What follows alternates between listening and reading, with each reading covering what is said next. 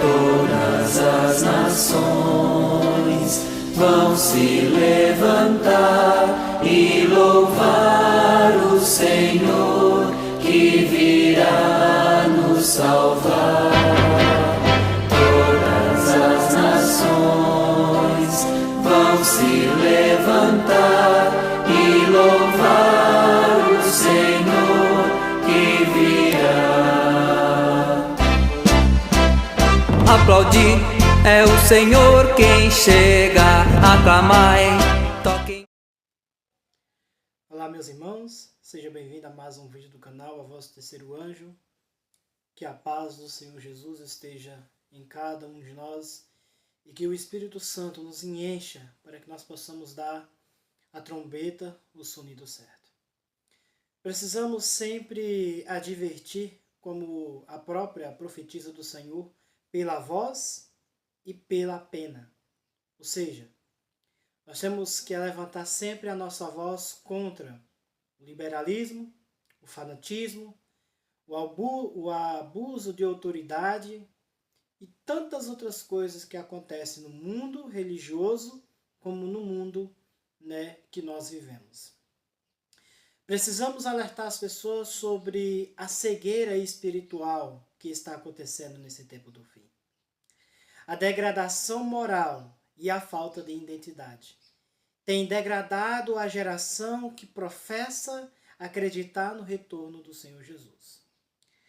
O tema da mensagem vai falar um pouco sobre um tempo de debilidade e cegueira espirituais. O tempo que nós estamos vivendo é um tempo crucial para a nossa vida cristã. É um tempo que nós precisamos mais e mais ter um relacionamento íntimo com o Senhor Jesus. Mas temos testemunhados a debilidade, que são fraquezas e cegueiras espirituais de um povo que professa crer na mensagem do retorno do Senhor Jesus. Sabemos, meus irmãos, que nós somos julgados pela luz que conhecemos. Talvez se Abraão, Moisés ou algum dos profetas vivessem no nosso tempo atual, eles seriam fiéis na luz a qual receberam. Precisamos, meus irmãos, ser acordado, ter um toque de realidade para a nossa vida. Precisamos pregar a mensagem assim como ela é, não como nós desejamos que ela fosse desta forma. Temos que pregar a mensagem do primeiro, segundo e terceiro anjo na sua base principal, na espiritualidade, falando sobre a justiça de Cristo, falando sobre a justificação pela fé. Precisamos compreender mais a obediência através dos mandamentos de Deus. Este é o ponto que, quando nós trazemos essa mensagem diante dos membros ou diante das pessoas na sociedade, as pessoas logo se afastam. Quando falamos sobre a santidade, sobre a santificação, as pessoas acham que nós estamos sendo muito fundamentalista ou estamos agindo como uma pessoa dissidente. Essa é a grande realidade da cegueira e debilidade espiritual do tempo do fim. Eu quero que vocês estejam aqui nesse vídeo e fiquem até o final, para que nós possamos analisar profundamente esse tema tão destacado no mundo atual. Vamos fazer uma breve oração. Oremos. Graças te damos, ó Pai, por tudo, pela tua paz, pelo teu amor, pela tua benignidade. Pedimos, Pai, nesse momento, o teu Espírito Santo para compreender, Senhor, profundamente as Escrituras e que o nosso coração venha a ser transformado, purificado de toda mácula, Senhor. É o que eu te peço, Pai, e te agradeço em nome do Senhor Jesus. Amém. O texto bíblico que eu estarei usando, dois textos bíblicos que eu estarei usando, o primeiro está no Evangelho de São Mateus, no capítulo 3, a partir do versículo 7 ao versículo 9, que diz: Mas ele, vendo muito dos fariseus e dos saduceus, que vinha ao seu batismo, disse-lhes: Ó geração de víboras, quem vos advertiu para fugir da ira vindoura? Dai, pois, fruto digno de arrependimento, e não penseis em dizer dentro de vós mesmos, temos Abraão por nosso pai. Pois eu vos digo que Deus pode destas pedras levantar filhos e filhas de Abraão. Uma das palavras e um dos discursos do profeta João Batista. João Batista, ele veio pregando no deserto da Judéia, e toda a Jerusalém, e toda a circunvizinha, via ter com ele e eram batizados. Uma das coisas que a gente descreve aqui é que João, vendo os fariseus e os saduceus, João ergueu a voz e diz: bando de víboras, ó geração má e perversa. Às vezes a gente fica pensando, por que você está destacando os fariseus para comparar com o tempo atual? É porque a mesma debilidade e cegueiras espirituais que houve entre o povo de Deus no antigo Israel, há também no novo Israel moderno. A debilidade, a cegueira espirituais, ou seja, as pessoas não querem enxergar o verdadeiro sentido da mensagem dos 3 anjos. Rejeitam por completo a mensagem e dizem estar prestando um serviço a Deus. No livro Eventos Finais, na página 33, no capítulo 4 deste livro, também você pode encontrar essas passagens no Materiais de 1888, na página 356 e 357. Aqui diz assim: foi-me confirmado, quando declarei em Minneapolis, que precisava haver uma reforma nas igrejas. Devia ser efetuada reformas, pois a debilidade e a cegueira espirituais se apossaram das pessoas, que tinham sido agraciadas com grande luz e preciosas oportunidades e privilégios. Quem são essas pessoas, meus irmãos? São os adventistas do 7º dia. Dependente do membro negro ao mais alto. Independente do cargo ou a não cargo. Porque anteriormente, nesse capítulo, quando a gente lê, lá na página 31, também está registrado em Testemunhos Seletos, volume 5, página 381, que diz assim, que o Senhor nos tornou depositários de sua lei, e ele nos confiou a sagrada, eterna verdade, que deve ser transmitida a outros em fiéis advertências, repreensões e encorajamento. Ou seja, são esse povo que tem tido uma grande debilidade e cegueira espiritual. Ao rejeitar a mensagem dos 3 anjos, a rejeitar a mensagem de justiça pela fé, por meio de Cristo Jesus, estamos aderindo todo tipo de erro para dentro de nós. As comemorações mundanas, as práticas mundanas, o estilo mundano, o vestuário mundano, a comedice mundana tem sido aderido para dentro das nossas fileiras e não tem sido discernido quem é crente, quem não é crente, quem é cristão, quem não é cristão. Todos parecem ser iguais. Ou seja, quando tem sido pregado sobre reforma no púlpito, reforma no vestuário, reforma na música, reforma na alimentação, reforma na vida prática de um cristão verdadeiro, tem sido rejeitada essas mensagens pelo fato que o mundo tem colocado sobre os olhos dessas pessoas escamas. Temos rejeitado a mensagem e achamos que, quando Jesus voltar, estaremos com ele. Lembre-se de uma coisa. Essa era a mesma questão de incredulidade que aconteceu lá no antigo Israel. Eu vou citar também esses textos aqui, tá bom? Só que vamos avançar. Aqui diz: como reformadoras, elas haviam saído das igrejas denominacionais, mas desempenham agora uma parte semelhante a que desempenharam as igrejas. Tinha a esperança de que não haveria necessidade de outra saída, embora nós esforcemos por preservar a unidade a unidade do Espírito no vínculo da paz, que está lá em Efésios 4, verso 3, não deixaremos pela caneta e pela voz de protestar contra o fanatismo. Há um fanatismo religioso dentro da ISD? Há. Cegueiras espirituais. As pessoas não querem enxergar o real sentido da verdade. Não pode se pregar mais a Bíblia como ela é, usando a Bíblia e o espírito de profecia, levando a mensagem avante. Lembre-se, meus irmãos, que a mensagem ela vai dar o sonido certo.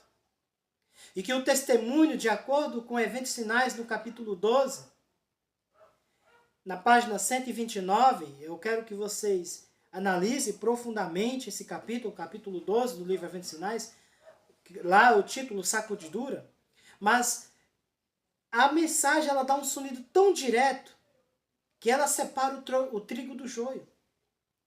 E esta mensagem que causa o testemunho direto é a mensagem do terceiro anjo. É uma mensagem que separa o falso do verdadeiro, o profano daquilo que é puro. Nós temos que entender, irmão, esse verdadeiro sentido da mensagem. Temos que viver uma vida de humildade, uma vida justa diante de Deus.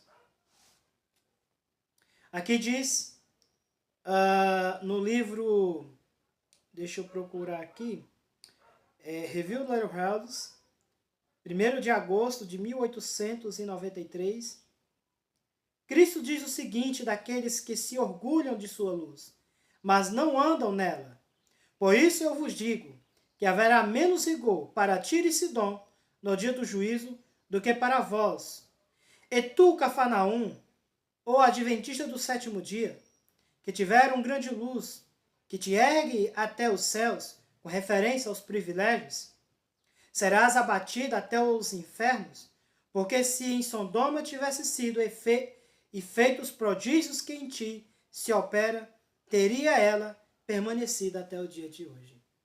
Às vezes, quando a gente lê esses temas do Espírito e Profecia, as pessoas logo dizem, o irmão está pregando contra a igreja adventista do sétimo dia. De maneira nenhuma, irmão. Da mesma forma que Jesus não estava pregando contra os fariseus, contra a igreja do tempo de Jesus, da mesma forma que João Batista não estava pregando contra a igreja daquele período que ele viveu, como Elias, como Enoque, como alguns dos profetas, nós também não pregamos contra a igreja, mas sim para a igreja renunciar suas práticas pecaminosas. Assim como Jesus falou, e eu quero citar aqui também, Mateus capítulo 12, dos versos... eu quero citar aqui dos versos 31 aos versos 35, até os versos 36, né, falando do pecado contra o Espírito Santo, assim como os membros da igreja, no período de Jesus, pecaram contra o Espírito Santo, rejeitaram a mensagem do Messias, assim rejeitaram a mensagem de João Batista, assim no tempo de Elias, rejeitaram a mensagem de Elias, e assim no tempo do fim, estão rejeitando de pouco a pouco a mensagem do Senhor. E ainda acham que estão servindo um serviço justo diante de Deus. Olha o que diz aqui Mateus capítulo 12, dos versos 31 aos versos 36. Portanto, eu vos digo, todo pecado e blasfêmia serão perdoados aos homens, mas a blasfêmia contra o Espírito Santo não se-lhe-á perdoada aos homens.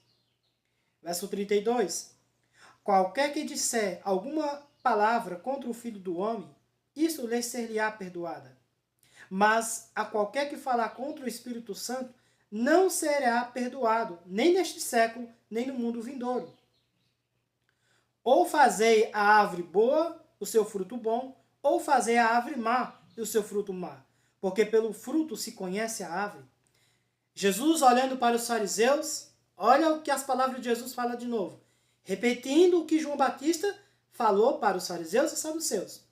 Jesus, olhando para os fariseus, disse, raça de víboras, Como podeis vos falar coisas boas, sendo maus? Pois a boca fala do que há em abundância no coração.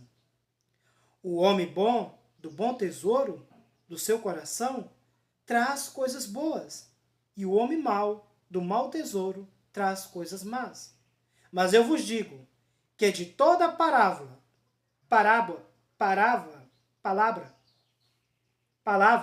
desculpa aí, irmão, pode ter enganchado, inútil, que os homens disserem, dela hão de dar de conta no dia do juízo. Verso 37, porque pelas tuas palavras serás justificado, e por tuas palavras serás condenado. Qual era o pecado contra o Espírito Santo aqui no tempo de Jesus? A rejeição da mensagem, meu irmão e minha irmã. Jesus se apresentou ao povo como o quê? Como o pão da vida, como luz do mundo, como a fonte de águas que jorra para a vida eterna. Só que isto teve um acontecimento no período quando Jesus expulsou um demônio, demônios, espíritos imundos, de um jovem endemoniado. E eles, olhando para Jesus, disseram assim, olha, expulsa os demônios por Beelzebu. Ou seja, eles atribuíram a missão e a mensagem de Cristo a Satanás. E isso tem acontecido com cada um de nós na igreja da Adventista. Por que tem acontecido? Porque há muitos irmãos sinceros pregando uma mensagem em vários locais do mundo, do globo terrestre. Seja no Brasil, na América, no Sudão, onde muitos estão sendo massacrados, seja na África. Conheço muitos irmãos que estão pregando a mensagem do advento na África. Muitos irmãos lá na Bolívia.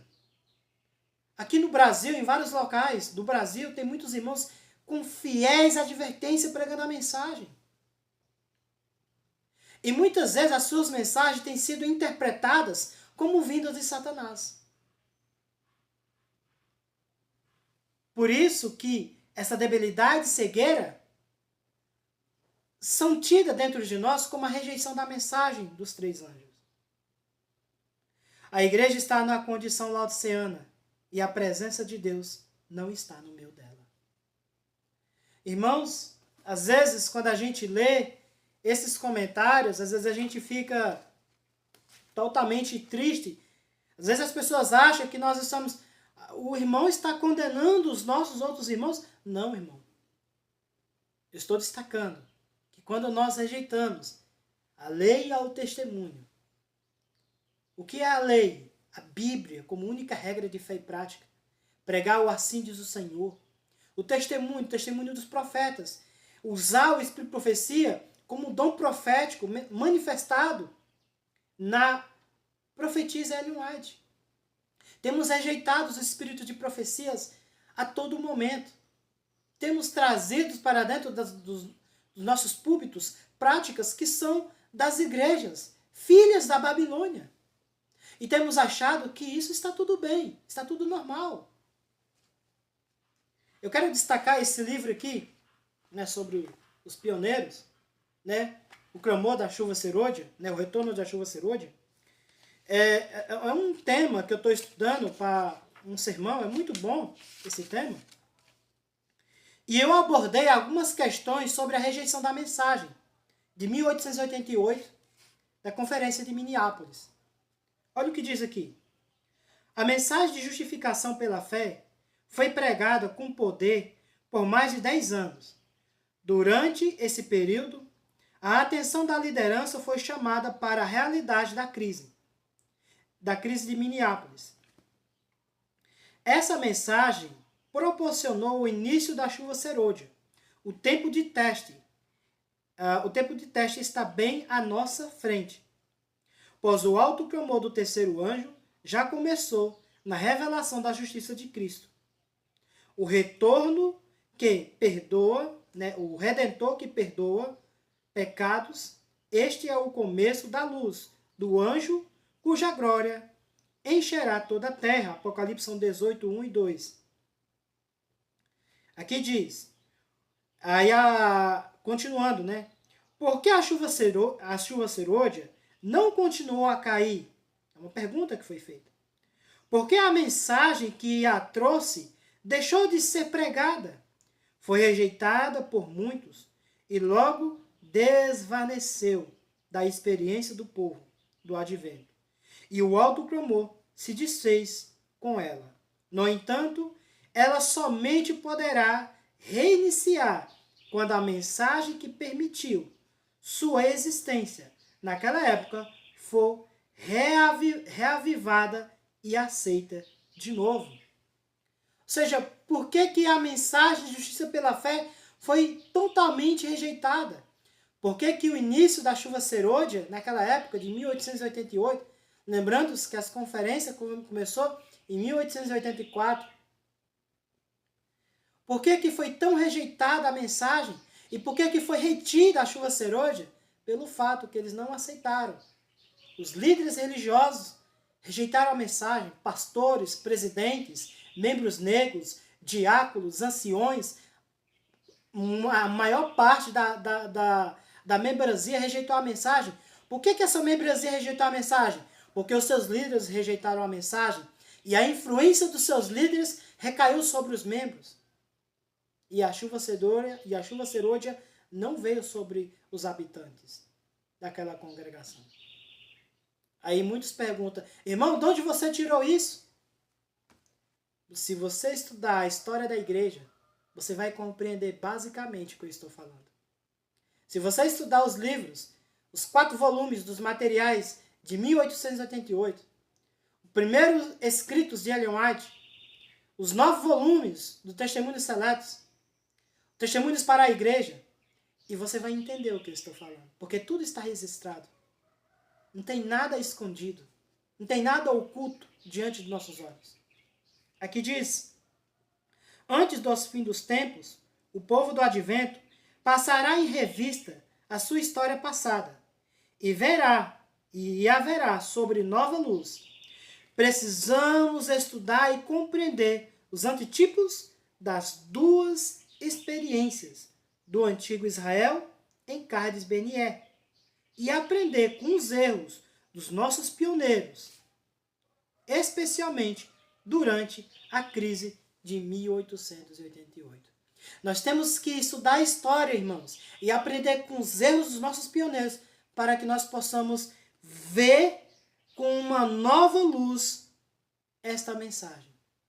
Com os novos olhos, nova visão específica através dessa mensagem. Não rejeitar como foi rejeitada naquele período. Não tentar desviar a atenção para outro local, mas olhar com uma visão direta, uma visão bíblica diante de Deus. Aqui diz também, precisamos reconhecer e confessar os nossos erros e os erros de nossos antepassados e cuidar para não repeti-los, assim atrasar ainda mais o triunfo final do movimento do advento. Precisamos, eu e você, irmão, não é a igreja precisa, não, eu e você que está me assistindo. Precisamos rever e estudar nossa história passada à luz desses erros, de suas consequências, a saber, a longa demora da vinda de Cristo. Se nós rever esses erros que aconteceram no passado, confessar os nossos erros por ter rejeitado a mensagem e aceitar com humildade a misericórdia, a justiça de Cristo em nossa vida, seremos usados pelo Espírito Santo. Seremos usados para proclamar a mensagem com mais autoridade. O último texto da nossa mensagem está aqui, no final do capítulo 4, que diz uma advertência para nós. Eu quero só concluir com esses 2 pequenos textos que diz. O primeiro diz, nesses últimos dias, o povo de Deus será exposto aos mesmos perigos que o antigo Israel. Os que não aceitarem as advertências que Deus dá cairão nos mesmos perigos que o Israel do passado, e não poderão entrar no descanso por causa da incredulidade. O antigo Israel sofreu calamidades por causa dos corações não santificados, das vontades insubmissas. Sua rejeição final, como nação, foi o resultado da própria incredulidade, confiança em si mesmo, impenitência, cegueira mental, dureza de coração, e em sua história há um aviso de perigo para nós. Cuidado, irmãos, para que nenhum de vocês tenha o coração perverso e incrédulo que se afaste do Deus vivo. Pois passamos a ser participantes de Cristo, desde que, de fato, nós apeguemos até o fim a confiança que tivemos no princípio.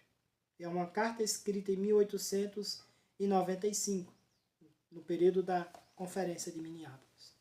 Cuidado, irmãos, para que vocês, para que eu, para que qualquer um não tenha um coração perverso e se afaste de Cristo.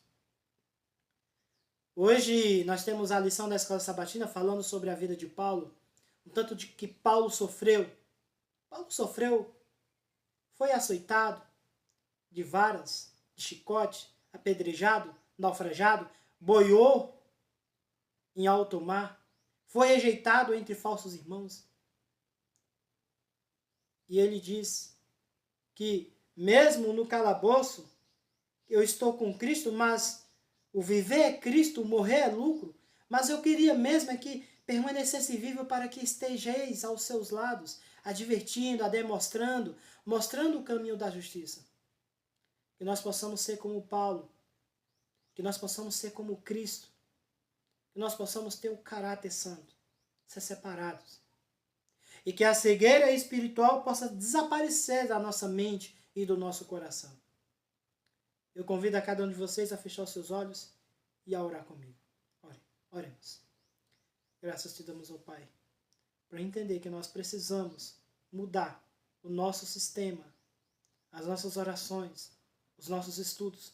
Precisamos analisar profundamente a história que aconteceu no passado, para não cometermos o mesmo erro.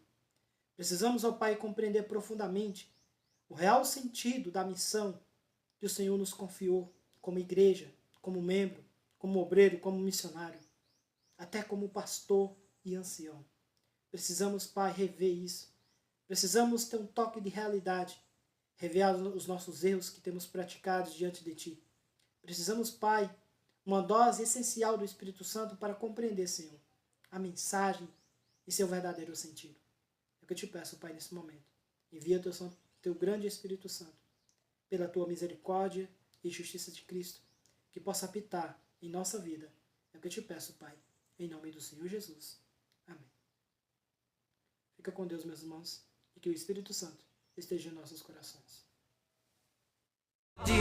É o Senhor quem chega a clamar.